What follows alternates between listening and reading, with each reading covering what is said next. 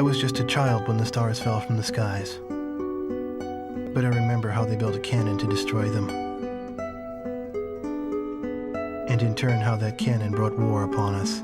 Ace Combat 4 is a game that came out for PS2 16 years ago, as of the time of this recording. If you go back to any game you may have played in 2001, chances are it probably doesn't hold up as well as you remember it.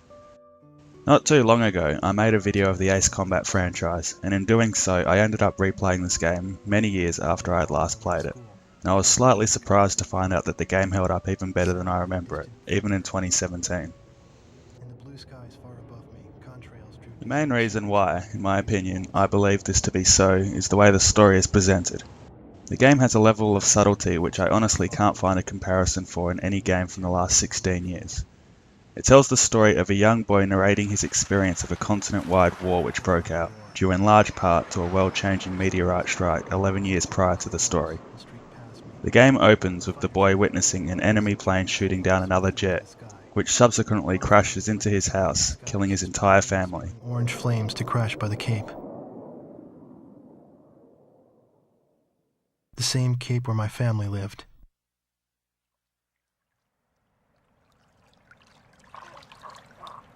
Now they only live in my memories of days past. He then goes on to earn a living within the town and ends up meeting the pilot responsible for indirectly killing his entire family.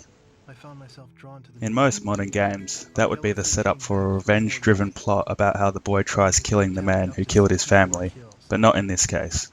On the contrary, he ends up befriending both the pilot, named Yellow 13, and the rest of his squadron, who happen to be one of the trump cards of the enemy forces who have taken over both his town of residence and the country he's living in. The story is split into two parts, the cutscene side and the gameplay side. The cutscene side is presented in a very somber and down-to-earth tone, in a hand-drawn slideshow fashion, which was done exceptionally well, and has aged a lot better than most other games of this era.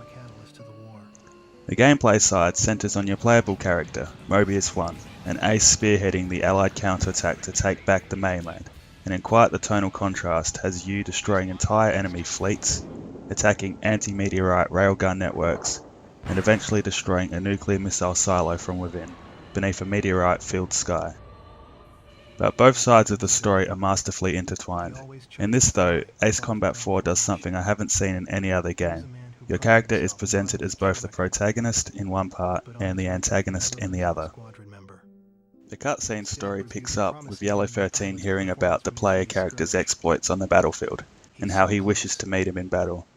He doesn't wish to kill him in cold blood though, and instead sees him as a worthy adversary, even going so far as to praise his achievements, urging his fellow pilots to rise to that caliber of pilot. All throughout the storyteller boy grows closer to both Yellow 13 and his squadron, and sees the man who killed his family as sort of a surrogate father figure.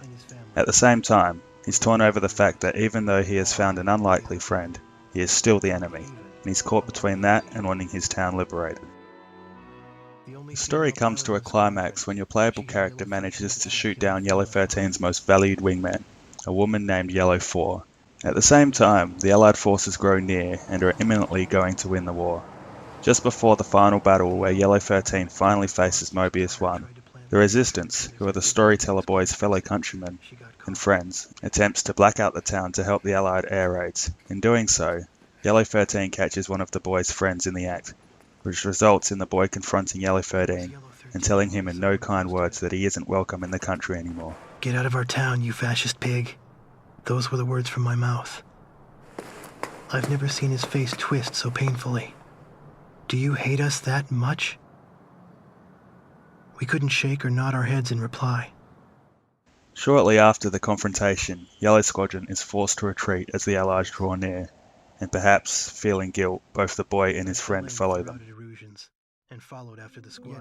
Yellow 13 ends up facing your playable character in the penultimate level, and ends up getting shot down, but the game has made it quite clear that Yellow 13 never harboured any hatred towards your player, and that it was his ultimate desire to face you in the skies. The cutscene after this, I believe, is one that best captures the feeling of Ace Combat 4, where the storyteller boy and his friend find out that Yellow 13 was shot down, and they hold their own makeshift funeral for him. Only a single handkerchief fluttered down from the sky where he disappeared.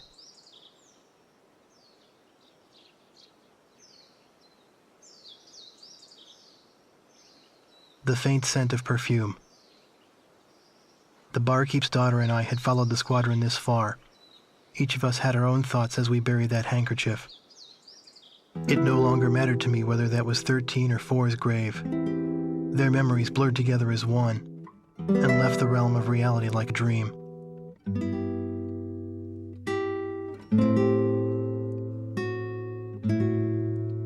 The terms of surrender were accepted that day, and the war was over. The way Ace Combat 4 presented its story and subverted your typical expectations was done absolutely masterfully, and I think that's the reason why I can still play and immensely enjoy this game so many years later. It delivered in such a well-crafted and subtle manner, which I think all games these days could benefit greatly from copying. If you ever get the chance to play this game, I highly recommend you do, as it's just as good now as it was 16 years ago. To you.